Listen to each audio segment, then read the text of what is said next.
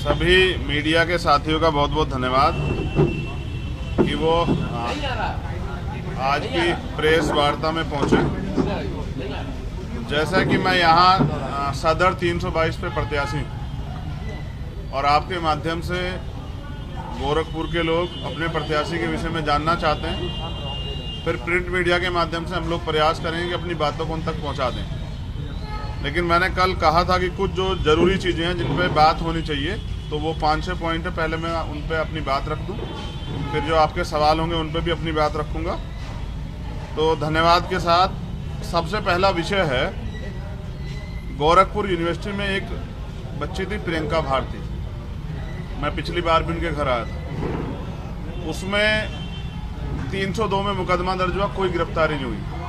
बताया जाता है कि जो जिन पे मुकदमा हुआ था, जो विभागाध्यक्ष थी दिव्या रानी जी, वो मुख्यमंत्री जी के करीबी, इसलिए उन पे कोई कार्रवाई नहीं। और अभी तो खबर है कि एफआईआर लगी है। उससे भी बड़ी बात ये है कि जो SC/ST एक्ट का कंपनसेशन का पैसा, 1 पैसा उनको नहीं दिया गया, क्योंकि अधिकारियों का कहना ये है कि अगर इनको पैसे मिलेंगे तो कोर्ट जाएंगे लड़ने के लिए, और अधिकारी चाहते हैं कि वो कोर्ट ना जाए।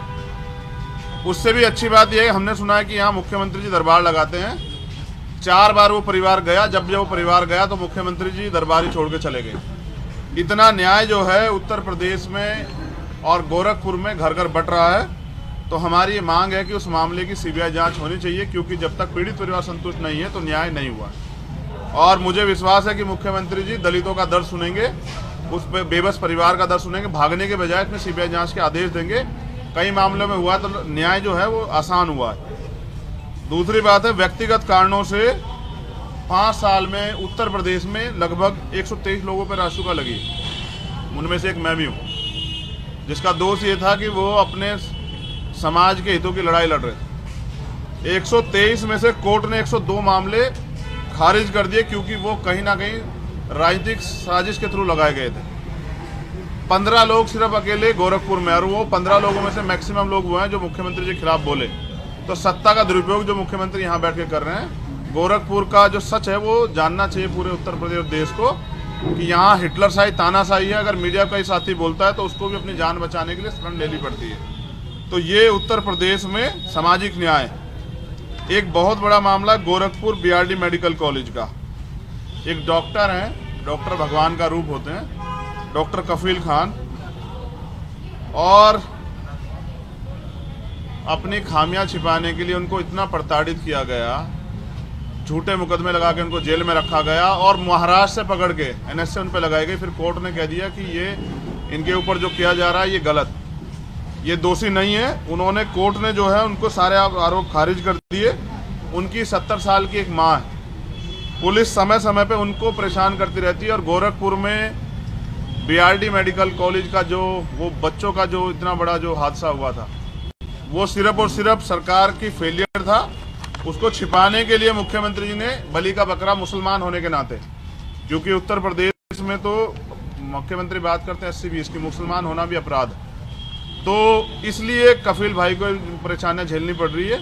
लेकिन ये एक डॉक्टर के साथ होना, ये इस बात का पैमाना है कि वो किसी भी कीमत पे अन्याय के खिलाफ जो आवाज़ उठेगी उसको दबा देना चाहते हैं।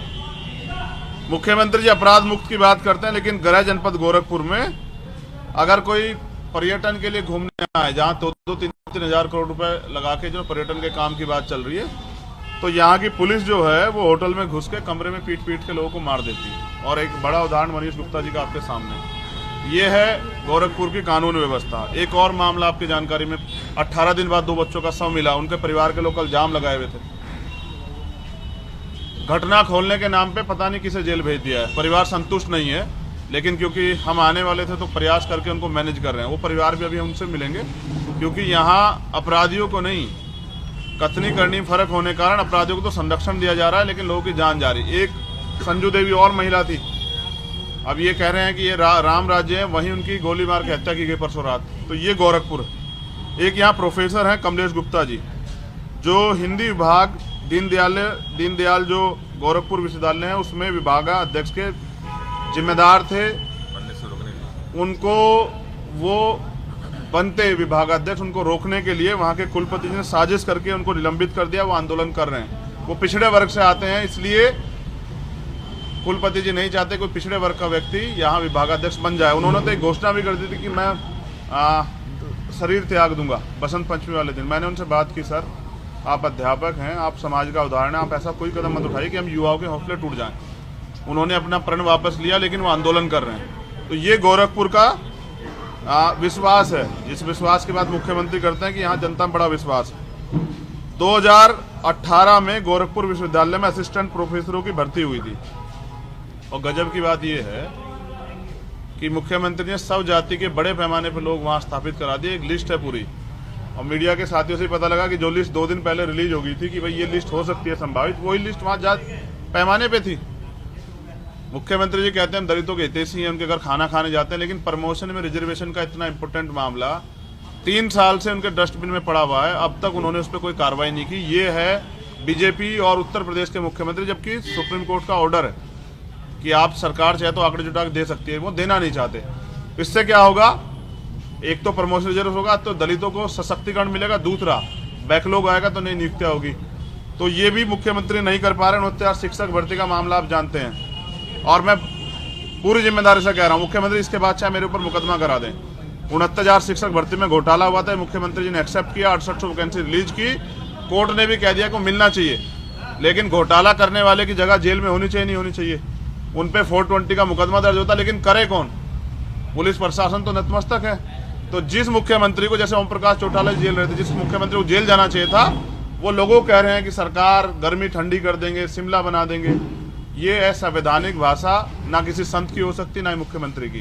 तो मैं तो चाहता हूं कि जितना जल्दी सरकार बदलेगी तो हम मुख्यमंत्री जी पे 69,000 शिक्षक भर्ती में जो पिछड़े दलितों का हक छीना 20,000 पदों का, घोटाले में जांच करवा के मुकदमा दर्ज करवा के मुख्यमंत्री जी को जेल भेजेंगे। मुख्यमंत्री जी सुन लें।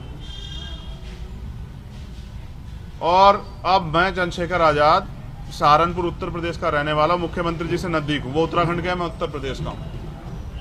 हम पिछले 5 साल यहाँ लड़ते रहे, और अब भी हम गोरखपुर लड़ने के लिए, क्योंकि हमने घोषणा की थी जहाँ से मुख्यमंत्री लड़ेंगे हम लड़ेंगे। मुख्यमंत्री जी पहले अयोध्या कहते रहे, फिर मथुरा, और उसके बाद रिवर्स गियर लगाया। मैंने पहली बार देखा कि रिवर्स भी 4th गियर होता है, सीधे अयोध्या। और अयोध्या में भी बड़ा खेल किया है परिसीमन में। जो माइनॉरिटी का वोट, जो मन बनाए बैठा था कि मुख्यमंत्री को सबक सिखाना, जिन्होंने अन्याय सहा है, उस वोट को डिवाइड कर दिया दूसरी विधानसभा में। इस परिसीमन पे भी दोबारा बड़ा काम होगा। जैसे गोरखपुर की जनता ने TN सिंह जी को सबक सिखाया 1971 में, जैसे गोरखपुर की जनता ने उपचुनाव में इनको सबक सिखाया, ऐसे ही इस बार के विधानसभा चुनाव में भी गोरखपुर की जनता मुख्यमंत्री जी को सबक सिखा के बताएगी कि ना तो गोरखपुर की जनता गुलाम है, वो लड़ने वाले को पसंद करते हैं, ना ही मुख्यमंत्री जी यहाँ के तानाशाह हैं, हिटलर है, ना ही मालिक। जनता जवाब देगी चुनाव में। चुनाव तैयार है, मैं लगातार यहाँ रहूँगा। और कल भी मैं कई मामलों में मिला था, यहाँ महिलाएं दर दर भटक रही है न्याय के लिए, थाने में रिपोर्ट नहीं दर्ज होती। अब ऐसा नहीं होगा। अब यहाँ नौजवानों का भाई उनके हक की लड़ाई के लिए, माँओं बहनों का बेटा उनकी लड़ाई के लिए यहाँ मौजूद है। मैं कल गया था प्रियंका के घर, और ये मैं मीडिया के साथियों को दिखाना चाहता हूँ, ये विकास है गोरखपुर का, ये शहर है। आप अगर करीब से देखेंगे ना, देखिए, मैं दिखा देता हूँ, ये देखिए, ये गोरखपुर का विकास है। दूध की नदियां बह रही है। ये प्रियंका जी की गली का है। कौन सी जगह? शिवपुर का, नगर में ही है, शिवपुर शहबाज का। देखिए, ये गोरखपुर में दूध की गंगा नदियां